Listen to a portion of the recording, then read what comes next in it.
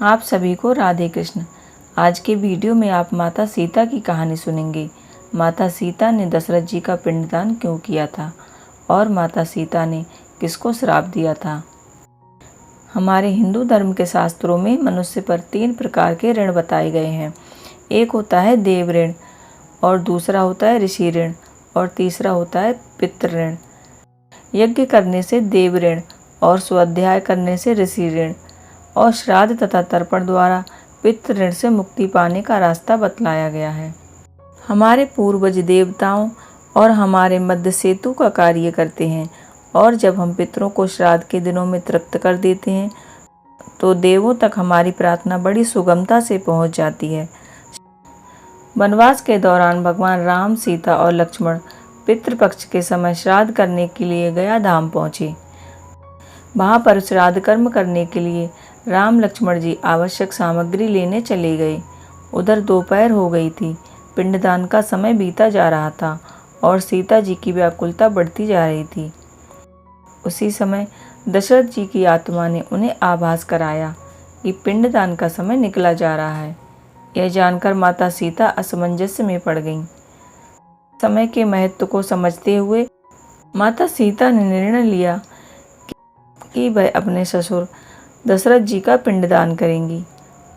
उन्होंने फाल्गु नदी, बटवृक्ष, गाय, केतकी के फूल और ब्राह्मण देवता को साक्षी मानकर बालू का पिंड बनाकर विधि विधान से स्वर्गीय राजा दशरथ के निमित्त पिंडदान दे दिया। इस क्रिया के उपरांत जैसे ही उन्होंने हाथ जोड़कर प्रार्थना की तो राजा दशरथ ने माता सीता का पिंडदान स्वीकार किया। माता सीता इस बात से बहुत खुश हुई कि उनकी पूजा स्वीकार कर ली गई है, पर वह यह भी जानती थी कि प्रभु श्री रामचंद्र जी इस बात को नहीं मानेंगे, क्योंकि पिंडदान बिना पुत्र के नहीं हो सकता है। थोड़ी देर के बाद भगवान राम और लक्ष्मण जी सामग्री लेकर आ गए और पिंडदान के बारे में पूछने लगे। तब माता सीता ने कहा कि समय निकल जाने के कारण मैंने स्वयं पिंडदान कर दिया है।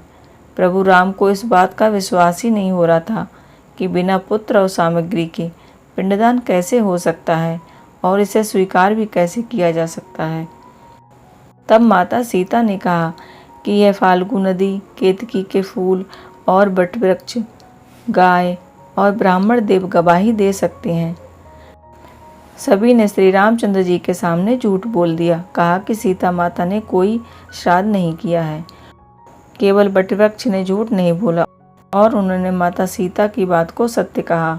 तब सीता जी ने दशरथ जी का ध्यान करके उन्हीं से ही गवाही देने की प्रार्थना की। दशरथ जी ने सीता जी की प्रार्थना स्वीकार करके घोषणा की कि हाँ, सीता ने ही मुझे पिंडदान दिया है और उसे मैंने स्वीकार भी किया है। लेकिन और गवाहों द्वारा झूठ बोलने पर माता सीता ने उन्हें क्रोधित होकर श्राप दे दिया। फाल्गु नदी को श्राप दिया कि तू सिर्फ नदी रहेगी, तुझमें पानी कभी नहीं रहेगा। इस कारण फाल्गु नदी आज भी गया में सूखी रहती है। और केतकी के फूल को श्राप दिया कि तुझे पूजा में कभी नहीं चढ़ाया जाएगा, इसलिए केतकी का फूल किसी भी पूजा में नहीं चढ़ाया जाता है। गाय माता को उन्होंने श्राप दिया कि तुम पूजनीय होकर भी सबकी जूठन खाओगी। और ब्राह्मण देव को उन्होंने श्राप दिया कि कितना भी आपको मिल जाए लेकिन आपका मन कभी नहीं भरेगा, आप हमेशा अतृप्त ही रहोगे।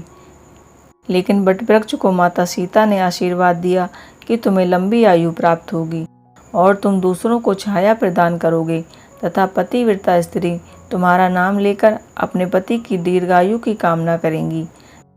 फाल्गु नदी में पानी न होने के अभाव में आज भी सिर्फ बालू या रेत से पिंडदान दिया जाता है।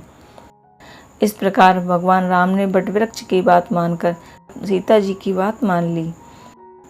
आशा करती हूँ आज का वीडियो आपको पसंद आया होगा। अगर वीडियो पसंद आया हो तो वीडियो को लाइक करके चैनल को सब्सक्राइब कीजिएगा। राधे कृष्ण।